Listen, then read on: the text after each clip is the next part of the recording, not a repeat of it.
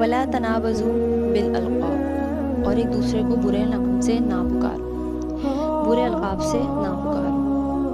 قرآن پاک میں اللہ تعالیٰ نے منع فرمایا ہے ولا تنابزوا بالالقاب، برے القاب سے نہ پکارو، کسی کو بھی برے نام سے نہ پکارو، الٹے الفاظ سے نہ پکارو، الٹے نام نہ رکھو، کسی میں آپ دیکھو خاموش ہو جاؤ، اور دل نہ دکھاؤ کسی کا، نا کسی کی دل آزاری نہ کرو، کسی میں نقص دیکھو، سب کو تو اللہ تعالیٰ نے بنایا بہت پیارا بنایا ہے، لیکن اگر کسی میں نقص دیکھو تو خاموشی اختیار کر لو۔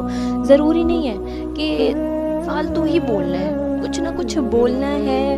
اگر بیچ مجمع میں ہیں اور سوچ رہے ہیں کہ مطلب کسی کا دل دکھا دیں گے، چار لوگ تو ہنس رہے ہیں ہماری بات سے، لیکن جس کے ذریعے ہم لوگوں کو ہنسا رہے ہیں نا، اس کی دل آزاری ہو رہی ہے، اور چار لوگ ہنس رہے ہیں تو ہم خوش ہو رہے ہیں، اوہو ہماری بات سے تو ہنسا جا رہا ہے، ہماری بات سے لوگ خوش ہوتے ہیں، لیکن نہیں، وہ روز قیامت تم سے سوال کر لے گا تو سوچو تمہارے لیے کیا انجام ہوگا۔